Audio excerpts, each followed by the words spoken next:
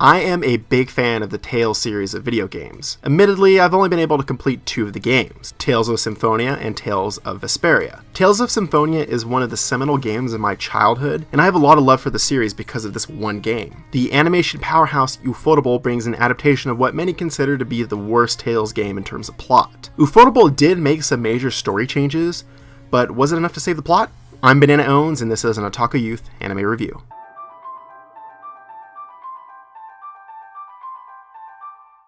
This series features a rather generic setting. In the past, a savior known as the Shepherd rose up and battled the malevolence of the world. The Shepherd was assisted by beings known as the Seraphim. In the current era, humanity is unable to see the Seraphs, and the local empire is pushed to the brink by mysterious dark forces. In the current time, a young boy named Sorei has grown up among the Seraphim. He embarks on an adventure to the capital and ends up pulling a holy sword embedded in a rock, making him the new Shepherd. Sorei then travels the land with his party in order to stop the calamity of the world. The story is rather generic, but it was much worse in the game. Based on the reactions of those that have played the game, the changes to the story are much more effective and make it stronger overall. Despite the generic setting, the story actually managed to captivate me. This was mostly due to the interesting cast of characters. The main protagonist, Sorei, is the typical naive hero, but this soon changes. He never loses his mission goal, but undergoes a character arc in which he realizes just how serious his role as the Shepherd is. The standout character is Princess Alicia, though. This was the largest point of contention with the original game, as the game pretty much tossed aside this fan favorite character. She carries the stereotypical princess role in that she's very caring for her subjects, but she goes much further than that.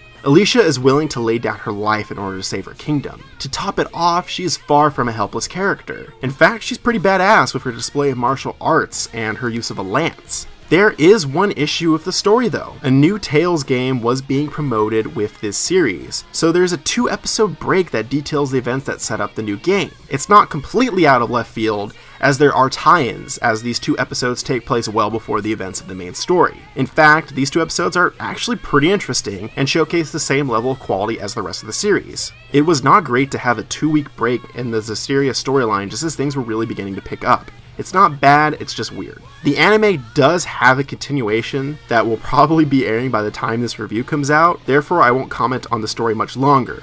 Just note that despite the generic plot, the story is entertaining with a strong cast of characters.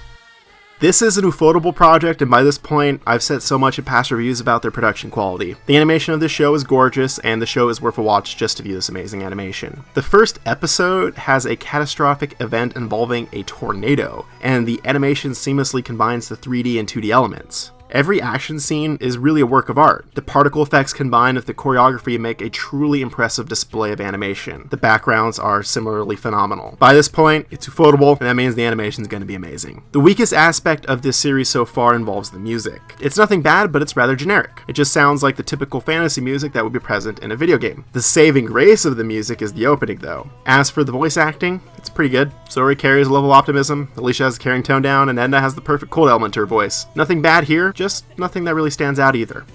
This series has a generic but interesting story. It has some of the best animation of the year, but does not really impress in the sound category. I give Tales of Zestiria the X a simple watch rating. Now that the plot setup is out of the way, I'm curious to see what the next slew of episodes brings. Like always, thanks for checking this piece out, and come back next week for another review.